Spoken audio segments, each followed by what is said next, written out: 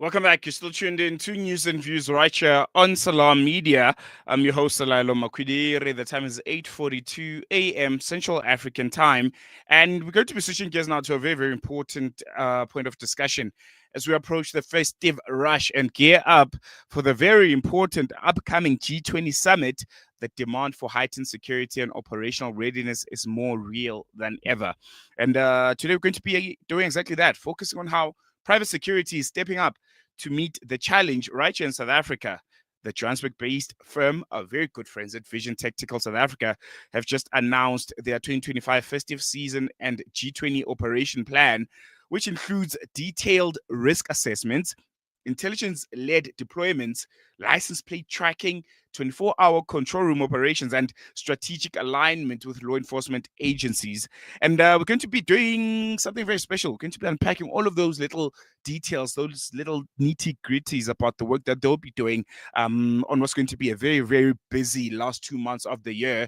And we're going to be doing that with Yaseen Theba, Director at Vision Tactical. And he's going to be giving us a bit more insight. We're going to be seeing a lot of them in the next few weeks, and it'll be interesting to see how they tackle these very, very important security demands that are going to be at their table. And he's joining us via telephone. Yaseen, assalamu alaikum. Jazakallah so much for chatting to us. Always a pleasure.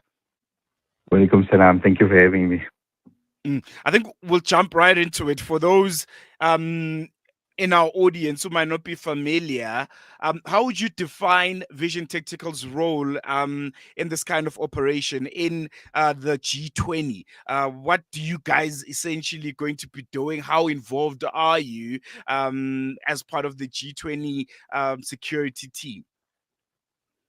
Well, in the past, be it the elections, be it the protests, be it big events in Johannesburg or in Gauteng, Vision Tactical has always played a part in supporting police on the ground, acting as force multipliers. So not just only investigations, but also events. We do play our part in supporting the police on the ground. And I think it's common knowledge now that no one can do it alone. And I think the police are also relying on a lot of the resources of the private sector. And over the past few weeks, there's been a lot of planning. Residents of Johannesburg will be quite familiar with some of the road closures that were happening in the past few weeks, lanes being closed on the freeways. While it might have caused a lot of disruptions, it was critical in planning so that in the event of an emergency, in the event of any unforeseen eventualities in Johannesburg, emergency services are ready. And we were part of that trial run or mock-up emergency situations. And as a result of all the preparations and simulations, we were able to come up with a plan internally for our company, making sure that our clients are safe. But I think the key to this entire plan is everyone working together, coordination between law enforcement, private security, other security companies.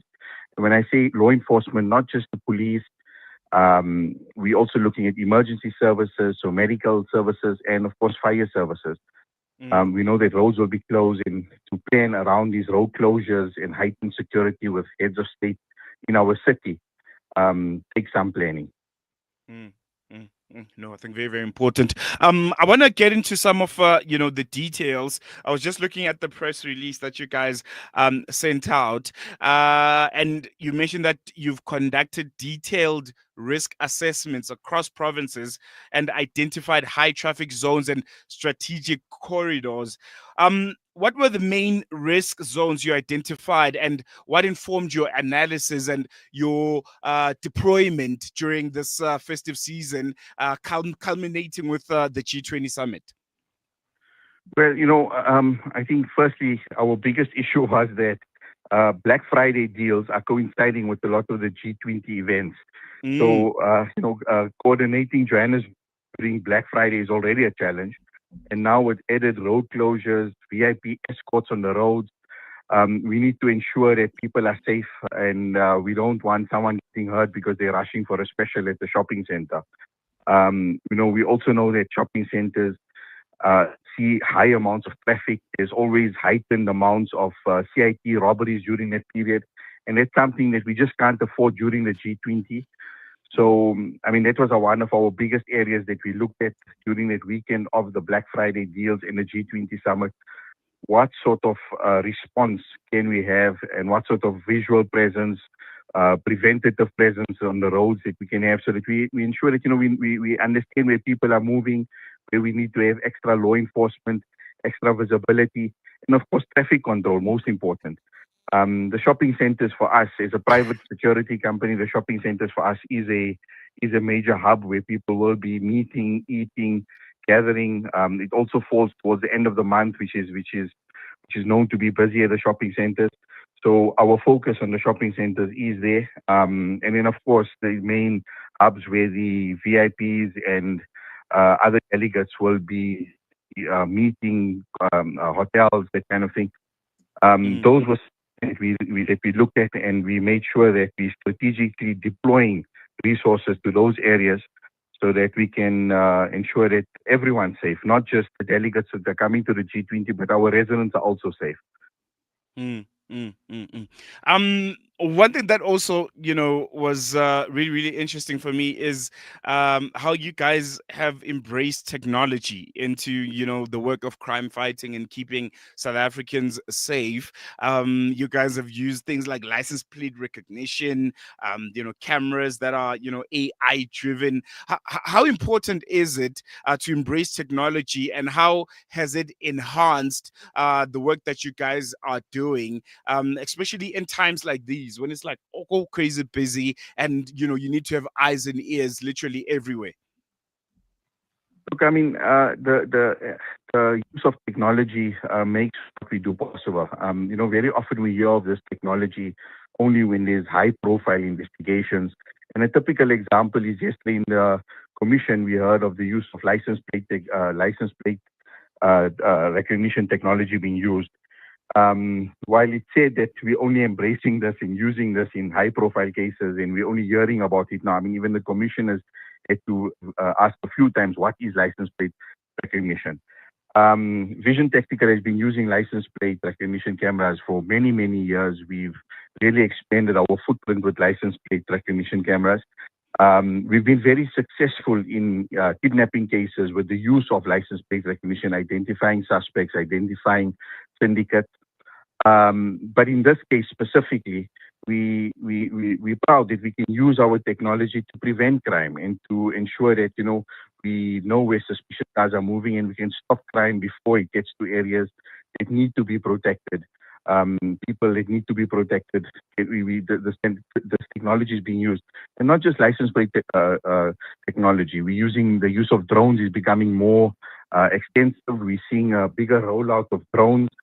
Police are also embracing drones. It's expensive to fly helicopters from one side of the city to the other side of the city, and for basic visuals of an area, for traffic flow, it's good to see that the partnerships with the police and the use of drone technology is really helping communities far quicker than in the past.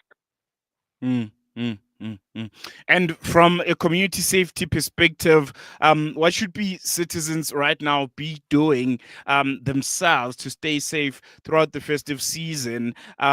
Because we know this is where crime seems to intensify. People know that these criminals know that people have gotten their bonuses. Some are a bit relaxed. What should people do, particularly those that are in those hot zones, like Johannesburg and various other metropolitans across the country? Well, never drop your guard. Criminals don't go on a break. Criminals don't get time off, and criminals don't. To a lot of the criminal syndicates, G20 is an opportunity for them because police are going to have their hands full. With the planning that we've done, we hope to stop them long before they even try anything. But it's important to know that criminals will look at it as opportunities. It's important to know that during this period, when there's a lot more shopping happening, where business hubs are becoming more busy, criminals are taking advantage of the situation, especially with the families. A lot of people are on holidays. Your homes need to be secured. Apart from just the basics, we're encouraging residents of Johannesburg to be aware. Situational awareness is very important. during the escorting times when delegates are on their way to Nasrec or back on their way to the hotels. Try to be off the roads, but you need to know what times they are. Follow the WhatsApp groups, follow the news, be aware and understand the situation that you're in. When you're seeing big traffic convoys going through the traffic, don't try and follow them. Be aware that that's the head of state and security is already heightened. These guys are traveling in an escort. Months of planning has been done. And if you disrupt that operation of theirs, you might see a different form of aggression because they don't know what they're dealing with. So we're urging residents to be aware of your surroundings, be aware what's happening in the city, be aware what's happening around in the airport, and expect delays. Plan your travels during the next few weeks because there is going to be disruptions with traffic. There is going to be disruptions with some of the services in certain areas. And that's just so that everyone is safe, not just the delegates again, but also the residents of Johannesburg and Gauteng. Most definitely. My producer just sent me an article here about a certain gentleman that was arrested yesterday, a security specialist who was arrested for trespassing after he allegedly attempted to prove that security was not sufficient for the upcoming G20 at Nasrec. Do you know anything about this story, and what do you make of the stunt? Yeah. I've been following the story quite with quite some interest. Um, well, the message is clear. Security is tight at Nasrec, and he was caught. He was arrested, and security is working. There's better ways to analyze security. I don't think you have to take on law enforcement at the venue. It's already secured and where teams are already in preparations for, probably the highest level of security at the venue that we've ever seen in this country. There were better ways for him to test the security, to inquire about the security. But again, it's not us against them. It's not private security against the police. We don't need to prove to them that South Africa is not ready for it. We need to join hands and ensure that, our country is seen as a country that's got great potential. They can host big summits. They can host big events. And I think instead of testing the systems, there's better ways to join hands and ensure that the systems are right. And that has been our approach. But again, the message is clear. Nasrec is secure.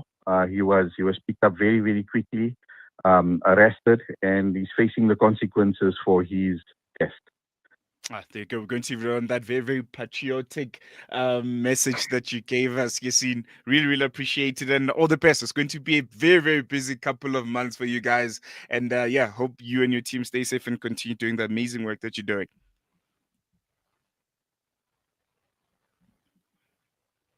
There you go. That was Yaseen Theba, director at Vision Tactical, giving us insight this morning on how prepared they are for a very, very busy bumper of a festive season, coupled with the G20 summit. And as you've heard from Yaseen, they seem to be ready. They seem to be prepared. They are vigilant and they are working very, very well with the South African police services. Collaborations are happening across all sectors to keep you and I safe.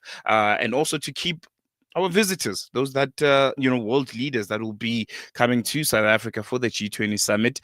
We need to put out the spectacle. We need to always position ourselves as South Africa as one of the global leaders, and you can't do that. You can't be taken seriously the world over, take countries to the ICJ and raise very, very important objections in the UN if you can't keep people safe. If presidents and world leaders come to South Africa and they're pickpocketed of their cell phones and laptops.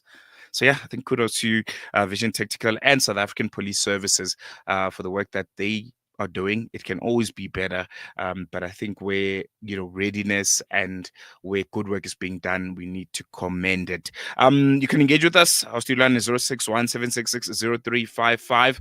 That's our WhatsApp line. Our studio line is 011-680-0355. How prepared do you think we are for the G20 summit? Do you think we can pull it off? Do you think as South Africa we have the capabilities to host a very, very important summit? We are the first African country to be hosting the G20 summit, probably the last, looking at the state of affairs across the African continent, but we hope that's not the case.